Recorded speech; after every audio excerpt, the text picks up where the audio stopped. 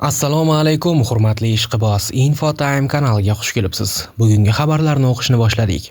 Ro'ziqul Berdiyev shogirdlari Turkiyadagi yig'in doirasida Serbiyaning Radnishki 1923 klubiga qarshi maydonga tushdi. 5 ta gol kiritilgan uchrashuvda serbiyaliklarning qo'li baland keldi. O'yinning 13-daqiqasidayoq Stankovki hisobni ochgan bo'lsa, 21-daqiqada Dilshod Usmonov muvozanatni tiklashga muvaffaq bo'ldi. Biroq ikkinchi bo'lim boshida vakillarimiz diqqatni yo'qotishdi.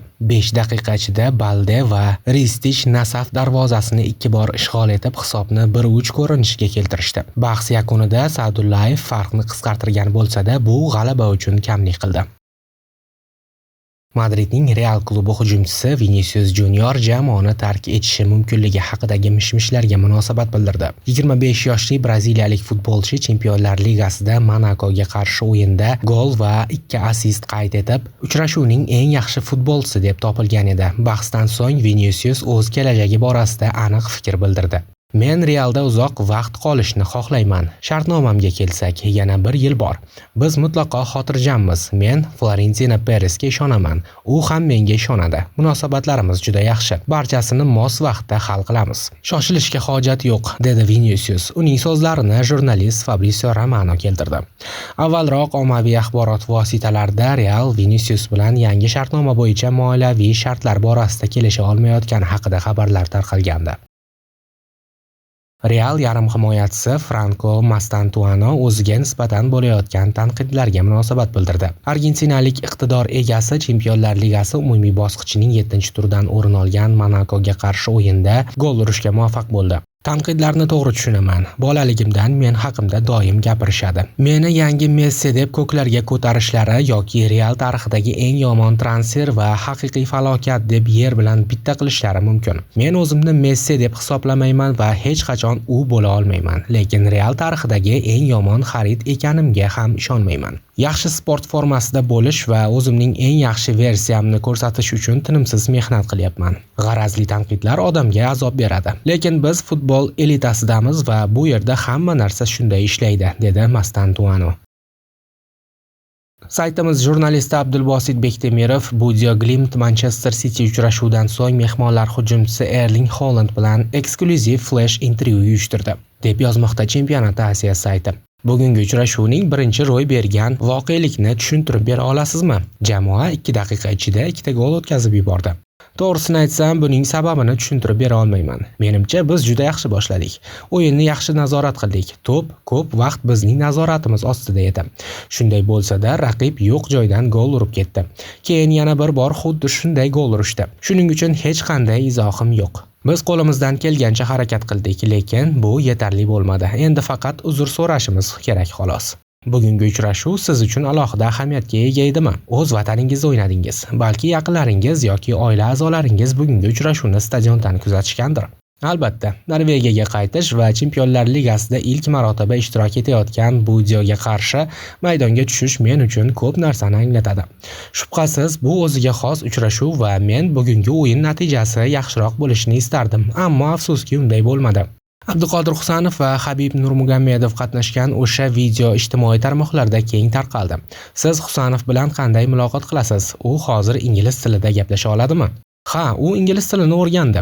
Biz birgalikda ingliz tilida gaplashamiz. Husa juda yaxshi yigit va u o'sishda davom etishi kerak. Qanday o'yinchi ekanligini isbotlash lozim, chunki u kelajakda bizga juda kerakli bo'ladi. Shuning uchun u diqqatni bir joyga jamlashi va mehnat qilishda davom etishi kerak, degan futbolchi. Afrika Kubogi finalida penalti belgilanganidan keyin maydonni tark etgan Tiaf, Mendy, Jackson, g'alaba gol muallifi Guye va boshqa futbolchilar va murabbiylar 4-5 o'yinli diskvalifikatsiya kutib turibdi. Hakamning VAR orqali asosiy vaqt tugash arafasida penalti belgilash qaroridan g'azablangan futbolchilar maydonni tark etishadi. Mane esa ularni qaytarishga majbur bo'ldi. Shu bilan birga, agar jamoa maydonga qaytmaganida, u jahon chempionatidan butunlay chetlatilgan bo'lar edi. Endi Senegal jahon chempionatida asosiy o'yinchilarsiz qolish xavfi bor. Senegal shuningdek muxlislarning xatti-harakati tufayli 50-100 ming yevro jarima to'lashi va bo'lajak o'yinlarini tomoshabinlarsiz o'tkazishga majbur bo'ladi. Marokash allaqachon FIFA va AFCni o'yin so'ngidagi holatni ko'rib chiqish va ehtimol finalni qayta o'tkazish talablari bilan sudga bergan. Turnir mezbonlari Senegalning maydondan chiqib ketishi ularning terma jamoasi futbolchilariga ta'sir qildi deb hisoblaydilar.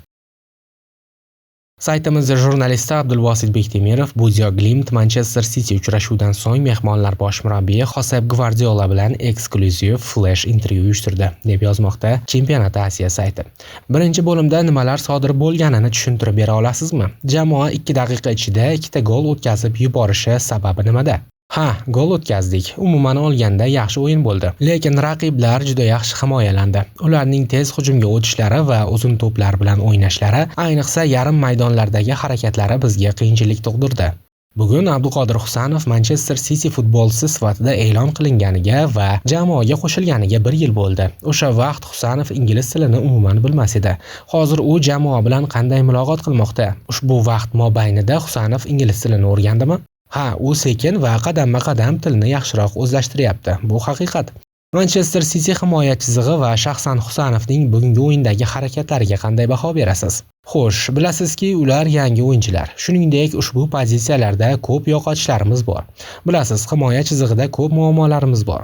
O'tgan mavsumda ham shunday bo'lgan edi. Shu sababli oxirgi o'yinlarda barqaror natija ko'rsatishda qiyinchiliklarga duch kelyapmiz, degan murabbiy. Manba Chempionat Asiya sayti. Fransiya sport vaziri Marina Ferrari 2026-yilgi jahon chempionatini boykot qilish ehtimoli haqidagi savollarga javob berdi. Eslatib o'tamiz, bo'lajak mundial AQSh, Kanada va Meksika mezbonligida o'tadi. Hozirgi bosqichda vazirligimiz tomonidan ushbu yirik musobaqani boykot qilish istagi yo'q. Albatta, kelajakda nima bo'lishini oldindan ayta olmayman. Men sport va musobaqalarni siyosatdan ajratish tarafdoriman. Lekin ayrim siyosiy bloklar tomonidan boykot borasida yangrayotgan fikrlarni eshitdim. Jahon chempionati barcha sport sevarlar uchun juda katta voqea, dedi Ferrari RMC Sport nashriga bergan intervyusida.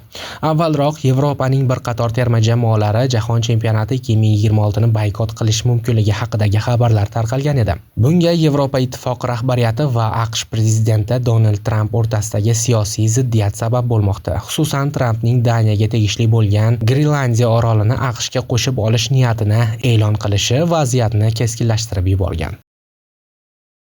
Yevropa Chempionlar Ligasining 16 dan 1 final bosqichiga yo'llanmani qo'lga kiritgan 11 jamoa nomi aniq bo'ldi. Yevropa Chempionlar Ligasining guruh bosqichi 7-turning 1-kungi uchrashuvlari yakunlandi. Asosiy voqea Arsenalning kamida 2-o'rinni naqd qilgani bo'ldi. Bu o'z-o'zidan 8 dan 1 finalga to'g'ridan-to'g'ri chiqish va qur'a tashlashda eng yaxshi natijani kafolatlaydi. Nafaqat nimchorak final, balki play-off bahslari haqida gapiradigan bo'lsak, Yevropaning asosiy klublari musobaqasida 11 jamoa keyingi bosqich masalasini hal qildi. Top 24 talikdan 12 ochko to'plagan jamoalar endi pastga tushib ketmasligi aniq bo'lib ulgurdi. Bu jamoalar Arsenal, Real Madrid, Bavariya, Tottenham, PSG, Sporting, Manchester City, Atalanta, Inter, Atletico hamda Liverpool. Eslatib o'tamiz, bugun 7-tur bahslari davom ettiriladi. Siz nima deb o'ylaysiz, qadrli ishqiboz? Fikringizni izohlar bo'limiga yozib qoldiring. Kanalimizga obuna bo'lishni va like bosishni unutmang.